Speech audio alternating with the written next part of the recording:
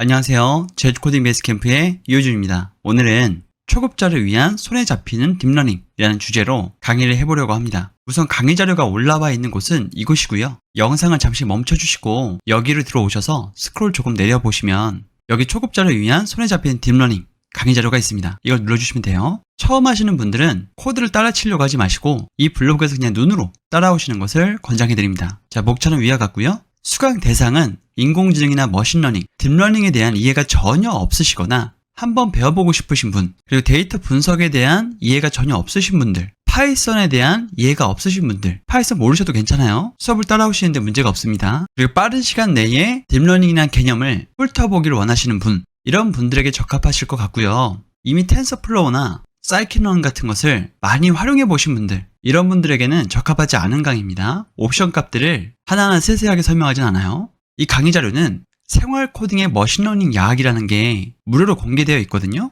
이것의 후속편으로 보시면 좋습니다. 또 이걸 안 보셔도 따라오는데 무리는 없고요. 모든 개념들은 다 설명을 해드릴 거예요. 자, 밑에 결론이 먼저 나오죠. 이 딥러닝이나 데이터 분석에서 파이썬을 추천해드리는 이유가 언어가 굉장히 쉬워요. 그래서 꼭 프로그래머가 아니더라도 이 파이썬을 조금만 공부를 하시면 데이터 분석이나 머신러닝, 딥러닝을 할 수가 있습니다. 그리고 굉장히 많은 활성화된 커뮤니티를 보실 수가 있는데요. 여러분들이 어떤 검색을 하셨어도 대부분의 답변은 이미 스택 오버플로우 같은 곳에 달려 있을 거예요. 그리고 파이썬 확장성이 좋습니다. 예를 들어서 나는 웹 개발에 이 텐서플로우 같은 것을 얹고 싶다라고 한다면 장고 같은 프레임워크를 그냥 붙이기만 하면 돼요. 또 파이썬의 여러 모듈들을 사용해서 예를 들어서 어떤 결과가 나온다면 나한테 문자를 보내준다던가 메일을 보낸다던가 아니면 데이터를 자동으로 수집한다던가 이런 기능들을 붙일 수가 있습니다. 자, 그리고 딥러닝도 굉장히 좋다라는 것을 말씀드릴 수가 있을 것 같아요. 인공지능이라는 표현을 잘 안 쓰고요. 컴퓨터 사이언티스트들은 기계학습, 그러니까 머신러닝이라는 용어를 더 많이 사용합니다. 그리고 표현학습, 그리고 심층학습 이렇게 구성이 되어 있고요. 이 심층학습이 가장 안쪽 원에 들어와 있는 거예요. 그러니까 머신러닝이 큰 원이라면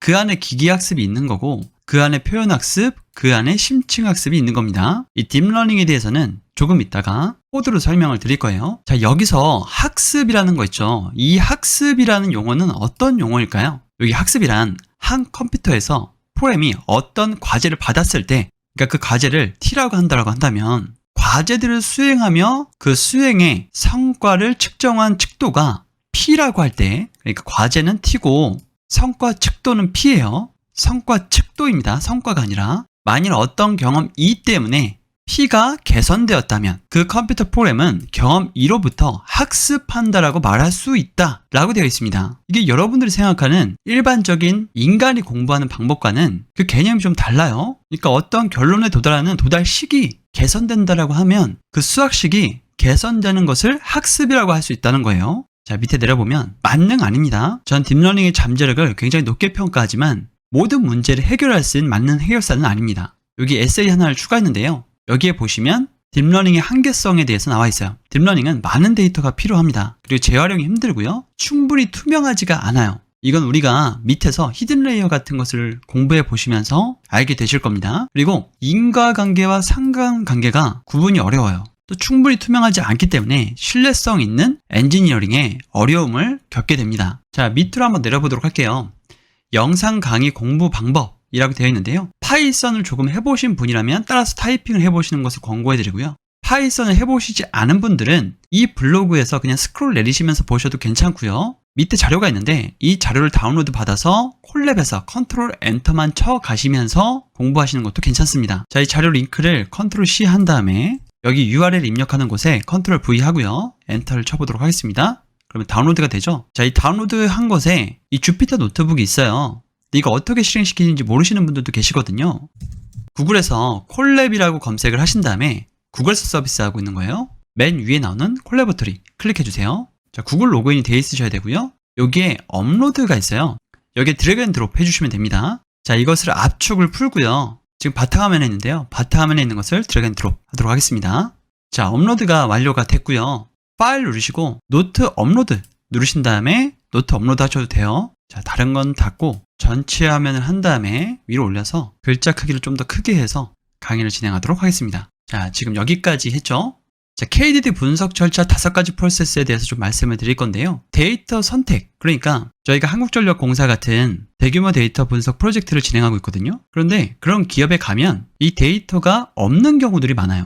그럼 데이터를 구축하는 일부터 하는 거죠. 자, 회사에 갔는데 만약에 데이터가 굉장히 큰 데이터가 있었어요. 그럼 거기서 그 데이터를 다 활용할 게 아니잖아요. 그러면 우리가 원하는 데이터를 셀렉하게 됩니다. 그게 목표 데이터고요. 이 목표 데이터는 당연히 잡음이나 이상치, 결측치 같은 것들이 있어요. 값들이 비어있는 거죠. 아니면 예를 들어서 100점이 만점인데 120점짜리 점수가 있다던가 이런 것들이 이상치가 되고요. 자, 이런 것들을 정리를 다 하게 되면 전처리 데이터가 되는 거죠. 이 데이터를 가지고 우리가 원하는 데이터를 생성하거나 또는 삽입하거나 삭제하는 데이터 변환 작업이 들어가게 되고요. 이 데이터 변환이 다 되면 그때서야 그래프를 그린다든지 아니면 패턴을 찾는다든지 여러분들이 지금 하시려고 하는 딥러닝 같은 예측 작업을 여기서 하게 돼요. 물론 업무에 따라 다르지만 딥러닝 전문 회사 같은 경우에는 딥러닝의 퍼센테이지가 굉장히 높을 거예요. 그런데 보통 데이터 분석에서 이 머신러닝이나 딥러닝이 차지하는 비중이 10%에서 20%밖에 안 된단 말이에요. 대부분은 이 데이터 전처리, 데이터에 비어있는 값들을 채우는 일들, 이런 일들을 하는 데에 에너지를 많이 소모하게 됩니다. 그래서 전체 프로세스는 이렇다라는 거 기억을 해주시고 여러분들이 공부를 하실 때 딥러닝만 잠깐 공부하시는 것은 크게 의미가 없다는 것을 강조해 드리려고 말씀을 드린 거예요. 예를 들어서 데이터를 셀렉할 때는 데이터베이스에서 데이터를 뽑아야 되기 때문에 SQL 같은 것을 다룰 줄 아셔야 되는 경우들도 있어요. 그리고 인사이트를 도출할 때에는 통계적 지식이 필요할 때도 있습니다. 자, 계속 스크롤 내려서 이동해 보도록 할게요. 여러분들이 하시려고 하는 딥러닝이라는 것은 무엇이냐 라고 했을 때 인간의 신경망을 모사한 뉴런, 이거를 수학 수식으로 구현한 것을 배운다 라고 생각하시면 됩니다. 이 수학 수식을 개선하는 작업, 이게 위에서 말한 학습이고요. 자, 밑으로 다시 내려볼게요. 이 인풋은 입력값들입니다. 그리고 아웃풋은 출력값들이에요. 자, 그리고 히든 레이어라고 해서 제가 이렇게 회색깔 박스로 칠해놨는데요. 여기를 블랙박스라고도 얘기를 합니다. 그러니까 인간은 여기가 어떻게 도출되는지를 유추하기가 힘들어요. 자, 이것에 대한 상세한 내용은 뒤에 가서 한 번 더 다뤄볼 거예요. 지금은 인풋 레이어, 히든 레이어, 아웃풋 레이어 이렇게 되어 있다는 것만 기억을 해주시면 될 것 같고요. 여기 입력 노드, 히든 노드, 출력 노드라고 되어 있는데 이거 하나를 노드, 그리고 여기까지 이루어지는 이 계산식을 뉴런 또는 유닛이라고 부릅니다. 그러니까 출력층에 도달하는 시기예요. 계산 단위라고도 얘기를 하고요. 거미줄처럼 얽혀 있죠. 그래서 신경망이라고 부르는 겁니다. 자, 밑으로 한번 내려보도록 할게요. 자, 이제 코드가 나오는데요. 파이썬을 전혀 해보시지 않으신 분들도 쭉 따라오셨으면 좋겠어요. 이 코드 한 줄 한 줄을 이해하는 게 중요한 게 아니라 어떤 플로우로 딥러닝이 우리가 원하는 결과값을 도출하는지 그걸 이해하는 게 중요한 거거든요. 자, 컨트롤 엔터 치시고요. 그래프에 한글 폰트를 위해서 한글 폰트를 설치해주는 코드입니다. 이걸 안 하셔도 바로 데이터 생성 넘어가셔도 사실 이 수업을 진행하는데 큰 지장이 있진 않아요. 자, 실행이 됐고요. 밑에 내려보시면 런타임에 런타임 다시 시작 후 실행이라고 되어 있죠. 밑에 화살표 내려주시고 런타임에 런타임 다시 시작 눌러주신 다음에 초기화 중이라고 나오죠. 네, 연결됐습니다. 여러분 보시는 것처럼 램을 12.69기가, 디스크를 107.72기가를 할당해주기 때문에 굉장히 성능이 좋아요. 여러분들이 노트북에서 사용하시는 것보다 성능이 더 좋을 수가 있어요. 자, 이거 위로 올리고요. 컨트롤 엔터. 그러면 이제 한글 폰트가 적용이 된 거예요. 자, 데이터를 생성을 할 건데요. 판다스는 데이터 분석을 위한 모듈이에요. 임포트 판다스라는 것을 내가 포함시켜 주겠다. as 별칭으로 pd라는 이름으로.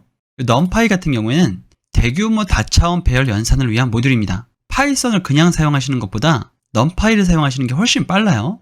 자, 여기서 공부 방법에 대해서 잠깐 한마디를 드리자면 파이썬을 깊게 문법을 파시는 것보다는 데이터 분석을 공부하신다고 한다면, 딥러닝을 공부하신다고 한다면 빠르게 한번 파이썬을 훑어보시고 넘파이, 판다스, 텐서플로우까지 한번 경험해 보시기를 권고해 드립니다. 사이킨런까지 물론 경험해 보셔야 되겠죠? 그럼 어디에 집중해야 될지 알게 되실 거예요. 자, 주가를 한번 생성해 보도록 하겠습니다. 자, 이거는 넘파이, 우리가 넘파이 포함시켰죠? 이 넘파이에 있는 모듈인데 랜덤한 값으로 10부터 50까지의 값을 생성해 나갈 거예요. 이렇게 먼저 생성을 한 다음에 컨트롤 엔터 치고요. 주가 한번 실행해 보도록 할게요. 자, 그럼 이렇게 리니어한 그래프가 그려지게 되죠. 여기다 이제 변화를 주고 싶은 거예요. 이렇게 불규칙하게요. 대신 이 흐름을 잃지 않게끔 하기 위해서 제가 앞에다가 이렇게 랜덤한 수를 주어준 겁니다. 이 각각의 값에 10부터 50까지의 값을 랜덤하게 준 거예요. 다시 한번 컨트롤 엔터, 컨트롤 엔터 치면 자, 이렇게 그래프가 랜덤하게 좀 변했죠? 그러면 우린 딥러닝을 사용해서 이런 그래프를 그릴 수 있는지를 보는 거예요. 그래서 다음 값을 예측할 수 있는지, 그게 우리의 목표입니다. 자, 밑으로 한번 내려보도록 할게요. 자, 이제 본격적으로 딥러닝에 들어갈 건데요. 우리가 앞서서 배운 이런 딥러닝, 신경망을 한 번에 구현하기는 굉장히 어려워요. 이해하기도 어렵고요. 그래서 이걸 다 떼어내고 인풋 레이어 하나, 그리고 아웃풋 레이어 하나만 남겨둔 겁니다. 자, 이렇게요. 이 직선이 뭐냐면 y는 wx 플러스 b라는 수식이 하나가 나오는 게 이 직선 하나라고 생각하시면 돼요. 어려우시면 y는 wx 플러스 b 이거 하나만 기억을 해주시면 됩니다. 이 그림 자체를 잊어버리셔도 괜찮아요. 자, 밑으로 한번 내려가 보도록 할게요. 자, 독립종속이라는 이름이 나오는데요. 일부러 한글 변수를 썼습니다. 생활 코딩의 머신러닝 야학에 보면 이 독립 변수를 원인이 되는 값, 그리고 이 종속 변수를 우리가 알고 싶은 값이라고 얘기를 하거든요. 그리고 이렇게 한글로 써주셨어요. 그 영상에 이 영상을 이어보시는 분들이 있으실 것 같아서 이렇게 한글로 썼고요. 이렇게 한글로 쓰면 좀 더 직관적으로 코드를 이해하실 수가 있습니다. 자, 컨트롤 엔터 한번 쳐보고요. 이거는 판다스, 그러니까 데이터 분석을 위한 모듈, 이 모듈의 데이터 프레임으로 만들어 주겠다라는 거예요. 예를 들어서 종속이라고 하고 컨트롤 엔터 치면요, 이렇게 마우스를 오버하면 회색깔로 이렇게 칠해지죠. 마치 엑셀처럼 데이터 분석을 해줄 수 있게 한 게 바로 판다스의 데이터 프레임이거든요. 그걸로 변환을 해준 겁니다. 자, 저는 휴지통에 버렸고요. 이 텐서플로우는 구글이 2015년 오픈소스로 공개한 딥러닝 라이브러리예요. 이것도 임포트 해줄 거고요. 컨트롤 엔터. 자, 그리고 여기 보시면 앞에 번호가 보이시죠? 여기 7번이라고 보이시죠? 그리고 이게 8번이거든요. 이 번호가 뒤섞이면 안 됩니다. 순서대로 가셔야 돼요. 자, 그리고 우리는 모델을 준비를 할 건데요. 이 모델이란 도대체 무엇이냐 라고 했을 때 이 그림을 그리는 것입니다. 위에서 이 그림을 그리는 거예요. 이걸 몇 개에 넣고 히든 레이어는 몇 개에 넣고 아웃풋 레이어는 몇 개다 라는 것을 저기서 설계해 주는 거죠. 그러니까 아키텍처 전체적인 구조만 잡아주는 거예요. 여기서는 x는 독립 변수의 컬럼이 여기 들어가면 되고요. 그리고 y 같은 경우에는 종속 변수의 컬럼이 여기 들어가면 돼요. 우리한테 중요한 거는 인풋이나 댄스가 아닙니다. 지금 플로우를 이해하는데 초점이 맞춰져 있으니까요. 그리고 이 mean square error, MSE는 뒤에서 한 번 더 설명을 해드릴 거예요. 그래서 제가 약자를 써놨고요. 자, 컨트롤 엔터 쳐보도록 하겠습니다. 자, 실행이 됐고요. 제가 여기 만이라고 해놨는데 이걸 100이라고 할게요. 이 벌버스는 학습하는 것을 출력하지 않겠다라는 거고요. 만약에 이걸 지워주게 되시면, 그러니까 밑에 있는 걸로 실행을 시켜주게 되시면 출력을 합니다. 그러니까 110번 학습을 하는 건데 100번은 출력하지 않고 10번만 출력을 해줄 거고요. 학습이라는 게 위에 올라가서 성과 척도 P를 개선하는 거죠. 제가 앞서서 여기에서 수학 수식을 개선한다고 말씀을 드렸어요. 인간적인 학습이라고 생각하시면 안 됩니다. 자, 밑으로 한번 내려볼게요. 자, 여기라고 있었죠? 컨트롤 엔터 치면 여기 로스 값이라고 나오는데 오차라고 생각해 주시면 돼요. 이 오차가 큰지 작은지를 가늠할 수가 없죠. 지금 처음 해보셨으니까요. 이거 실행할 때마다 계속 이 값이 줄어듭니다. 지금 110번 훈련했을 때 3800이었는데 한 번 더 컨트롤 엔터를 쳐보시면 1400으로 확 줄어들었죠. 이렇게 계속 줄다가 어느 순간이 되면 더 이상 줄지 않는 구간이 생겨요. 자, 밑으로 한번 내려보도록 할게요. predict, 예측할 거다라는 거예요. 여기 50과 40이 있는데요. 이 50과 40은 여기에서의 40값을 얘기하고요. 또 50값은 여기 값을 얘기를 합니다. 이 값이 무슨 값이 나오느냐인 거예요. 자, 밑으로 한번 내려보도록 할게요. 자, 컨트롤 엔터 한번 쳐보고요. 72가 나왔죠? 지금 40만 출력을 한 겁니다. 50만 출력을 해보고 싶으시다고 한다면 이걸 주석 처리하고 실행을 시키셔야 돼요. 자, 그럼 90이 나왔죠?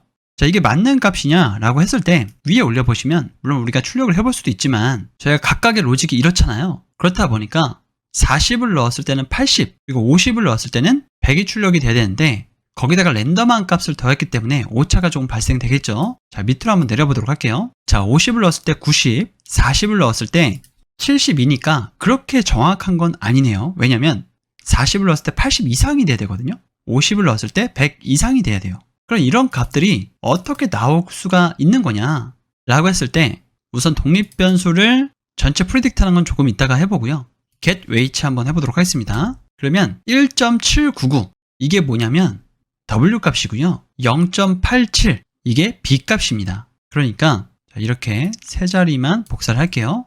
이렇게 된 값을 더했을 때 지금 40을 넣었을 때 72가 나왔으니까 40을 여기다 넣어볼게요.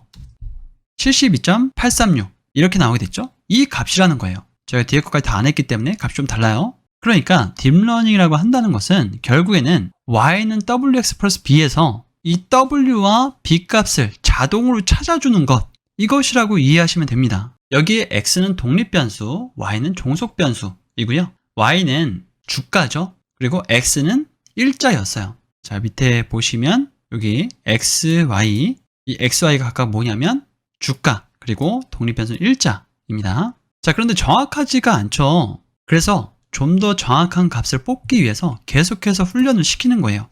만 정도 해보도록 할게요. 로스 값이 어떻게 변하는지 한번 봐주세요. 자, 로스 값이 1400에서 103이 됐습니다. 그리고 밑으로 내려와서 다시 프리딕트를 해보도록 할게요. 그 맨 마지막 줄만 출력을 합니다. 자, 컨트롤 엔터. 그럼 이번엔 104가 나왔어요. 이거 주석 처리하고요. 50일 때도 한번 출력해 보도록 할게요. 124가 나왔어요.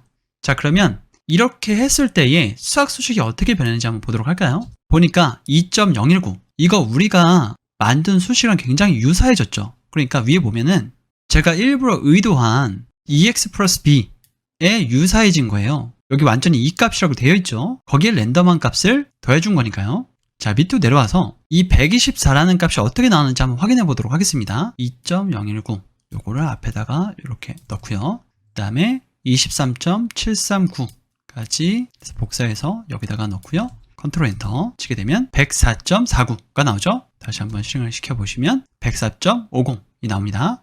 여러분들하고 저하고 값이 다를 거예요. 왜 그러냐면 랜덤한 값에서부터 줄여나가기 때문에 이 값의 수치가 저랑 달라요. 그래서 딥러닝은 재현하기가 굉장히 힘든 학문이에요. 어제 실행했을 때는 이렇게 실행했을 때 예를 들어서 110이 나왔는데 오늘 실행해보니까 104가 나올 수도 있고 100이 나올 수도 있어요. 자, 이렇게 했을 때 전체 독립, 이 전체 독립을 예측하고 싶다라고 했을 때 이렇게 넣어주시면 됩니다. 컨트롤 엔터 쳐주시면 전체 독립을 다 예측한 거예요. 자, 그러면 그래프도 한번 그려봐야 되겠죠? 이건 안 해보셔도 괜찮습니다. 자, 2.0을 여기다가 넣고요. 그 다음에 23.739를 여기다가 넣게 되면 컨트롤 엔터 치게 되면 이런 그래프를 그리게 되는 거죠. 자, 위에 있는 그래프가 원래 있었던 그래프이고 여기 주황색 선, 이 그래프가 여러분들이 훈련시킨, 그러니까 여러분들이 학습시킨 이 딥러닝이 만들어낸 그래프예요. 잘 예측하고 있나요? 그러면 여기에는 예를 들어서 이게 실제 주가라고 했을 때 오를 거라고 예상할 수가 있을까요? 내릴 거라고 예상할 수가 있을까요?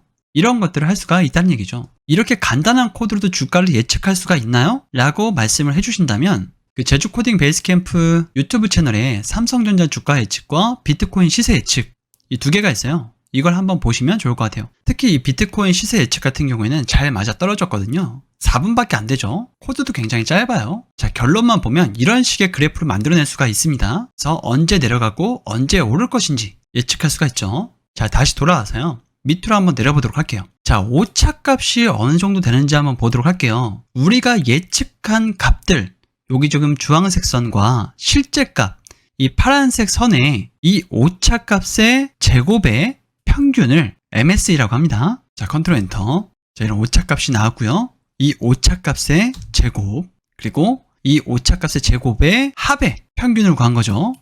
자, 그럼 103.45가 나오는데요. 위로 올려보도록 할게요. 여기 103.57, 103.48, 103.48 이런 값들이 어떤 값이냐면 우리가 앞에서 로스 값을 MSE라고 설정을 해줬잖아요. 그러니까 우리가 예측한 결과 값을 어떠한 방향으로 측정해가며 조정해 나갈 것이냐 라고 했을 때 밑에 보시면 오차의 제곱의 평균으로 잡아 나갈 것이다 라는 거죠. 자, 밑으로 한번 내려보도록 할게요.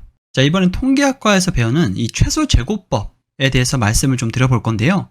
지금 수학 수식이 막 나오니까 뭐야 수학도 해야 되는 거야? 라고 생각을 하시겠지만 모르셔도 괜찮습니다. 다 구현해놨어요. 자, 구하고자 하는 방정식이 y는 ax 플러스 b이다. 자, a와 b는 다음으로 계산할 수 있다 라고 되어 있습니다. 그러니까 우리가 위에서 한 것처럼 우리가 이 직선만 구하면 되는 것이라면 과연 이 딥러닝을 사용하지 않고 기존의 통계학적 지식으로 이걸 그릴 수가 없을까요? 그릴 수가 있다는 얘기예요. 밑으로 한번 내려보면요. 최소제곱법을 사용해서 저 직선을 찾아내는 방법대로 한번 진행을 해보도록 하겠습니다. 지금 두 수의 곱이라고 되어 있는 독립 곱하기 종속은 이런 거로 구현하려고 하는 거예요. 자, 실행시킬게요. 이거 사실 실행시킬 필요가 없는 코드이긴 한데 전부 다 실행시켜 보도록 하겠습니다. 실행시키고요. 요것만 실행시키면 되거든요. 분자와 분모의, 그러니까 지금 A만 구해본 거예요. 분모와 분자 값을 계산해서 자 이렇게 수식을 했을 때 1.98이 나온대요. 우리는 2라고 계산을 했죠. 2.019. 그러니까 거의 오차가 없죠. 자, B값도 마찬가지로 계산할 수 있어요. 이렇게 계산을 해보면 25.91. 조금 값이 다르긴 하지만 23.73. 거의 오차가 없죠. 자, 이렇게 통계학적 수식을 가지고도 충분히 계산을 할 수가 있는데 왜 딥러닝을 사용하는 걸까요? 뒤에도 나오지만 더 복잡한 데이터를 계산해낼 수가 있어요. 딥러닝이요. 또 더 복잡한 패턴도 찾아낼 수가 있습니다. 자, 밑으로 한번 내려보도록 할게요. 자, 그런데 이 수업에서 이미지나 음성 데이터 같은 건 하지 않아요. 자, 단순 데이터의 히든 레이어. 그러니까 우리는 아까 인풋 레이어 하나에다가 아웃풋 레이어 하나만 했었죠. 근데 이번에는 인풋 레이어가 2개이고 히든 레이어가 2개이고 아웃풋 레이어가 하나인 이 구조로 만들어 보도록 할 거예요. 자, 여기 선 하나하나가 y는 wx 플러스 b 이 값을 가지게 됩니다. 자, 밑에 있는 수식이 잘못됐어요. 그래서 제가 메모장에다가 정리를 해드리도록 하겠습니다. 자, 여기가 1번, 그리고 여기가 2번, 그리고 여기가 3번, 그리고 여기가 4번, 그리고 여기가 5번, 그리고 여기가 6번이라고 했을 때 모든 선은 y는 wx 플러스 b의 값을 갖는다라고 제가 말씀을 드렸었죠. 그래서 정리를 한번 해보도록 하겠습니다. 여기가 x1이라고 하고요. 여기가 x2라고 한번 해볼게요. 자, 그런데 난 수식이 궁금하진 않아 라고 하시는 분들은 그냥 가볍게 스킵하셔도 됩니다. 자, 1번 y는 wx 플러스 b 라고 할 건데요. 6개의 선을 그려야 되기 때문에 6개 복사하도록 하겠습니다. 컨트롤 C 한 다음에 자, 이렇게 복사를 해놓고요. 이렇게 해보는 게 더 좋을 것 같아요. 2, 3, 4, 5, 6이 되고요. W 값은 다 다르기 때문에 1, 2, 3, 4, 5, 6이라고 하도록 하겠습니다. 자, X는요. 첫 번째 선, 요 선인 경우에는 X1에서 오죠. 그리고 요 선도 X1에서 옵니다. 그리고 요 선 같은 경우에는 X2에서 오죠. 그리고 요 선 같은 경우에는 X2에서 옵니다. 자, 우선 4번까지 한번 계산을 해보도록 할게요. 이 히든 레이어와 이 히든 레이어는 각각 어떻게 계산되는 걸까요? 첫 번째 히든 레이어 같은 경우에는 1번 선과 3번 선을 받죠. 1번 선과 3번 선을 받아요. 그래서 이게 밑으로 내려오고요. 3번 선인 요게 밑으로 내려와서 이렇게 더해지게 됩니다. 그리고 이 히든 레이어 같은 경우에는 2번 선과 4번 선, 이 선을 받게 돼요. 자, 그러면 이 아웃풋 레이어는 이 두 개를 또 받게 되죠. 이것과 이것을 받게 되는데 이 선도 역시 마찬가지로 y는 wx 플러스 b의 값을 갖게 된단 말이에요. 그래서 여기에 이 x 값이 뭐가 되는 거예요? 이게 되는 거죠. 이게 돼서 여기에 괄호하고요. 이렇게 들어가게 되고요. 그리고 여기에 괄호하고요. 이렇게 들어가게 되는 겁니다. 이게 분명 단순 데이터의 히든 레이어라고 되어 있는데 이 정도만 돼도 굉장히 복잡해지죠.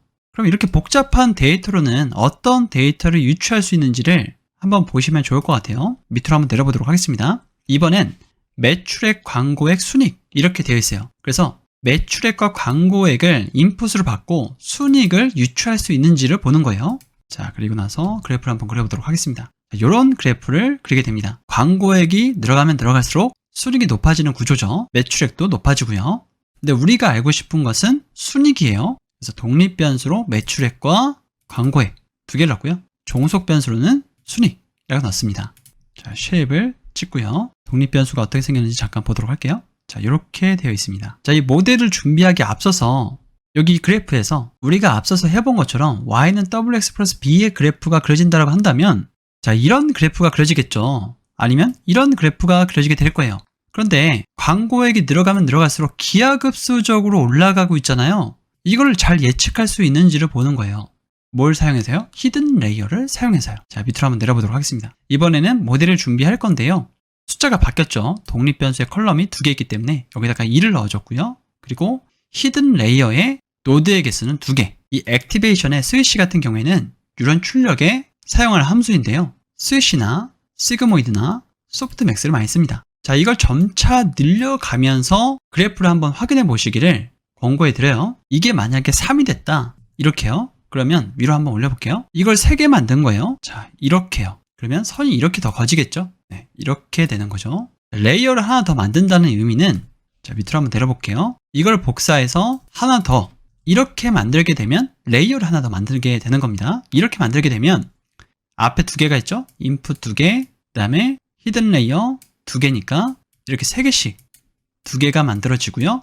아웃풋은 하나이기 때문에 이렇게 그려지게 될 거예요. 자, 선은 그리지 않도록 하겠습니다. 자, 일단 이건 지우고요. 자, 나중에 공부를 좀 더 해보고 싶다라고 한다면 이 히든 레이어의 노드 수를 2개부터 5개까지 점차 늘려보시면서 그 성능을 평가해 보세요. 자, 실행시켜 보도록 하겠습니다. 실행이 됐고요.